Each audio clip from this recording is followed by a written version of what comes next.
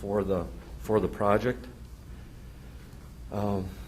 And so it was very important that we activated as many people as we could, and so it was very important those first hour or so. There was a lot of people there helping to recover, and it wasn't, again, just not the city, but there were other surrounding communities that came in to help.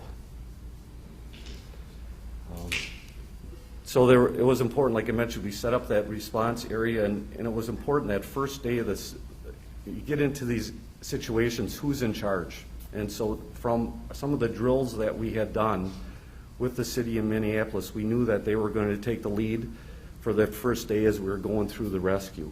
After we got through the first day or two where we knew it was just going to be more of a recovery situation, then Hennepin County took over.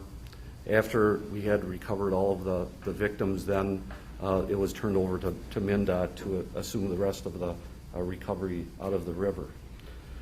One of the important things that we had to work on was the mobilization of traffic through the area. Number one, getting people out of the cities.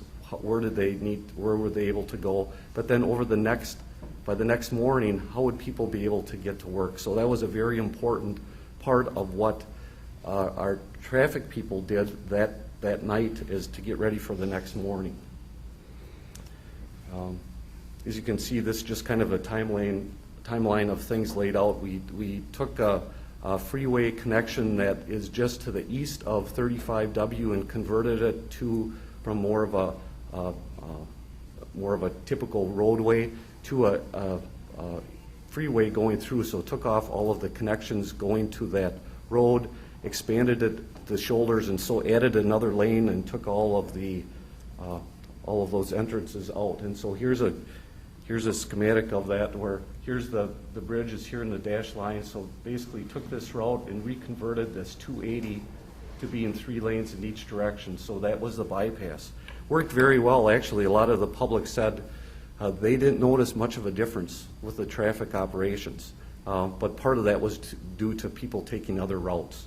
We did notice after the first week things did get a little bit worse and worse, and as traffic engineers know, they just kind of tend to balance out after a while. So that's all I was going to talk about on that part of it. Now I'm going to get into our reconstruction part of the work. Like I mentioned, the bridge was very important. We had 141,000 cars per day use the bridge. It's close to U of M in downtown, and the days after the collapse, they did a user cost. We had $400,000 per day for road user costs for that structure being out of service. So the day after the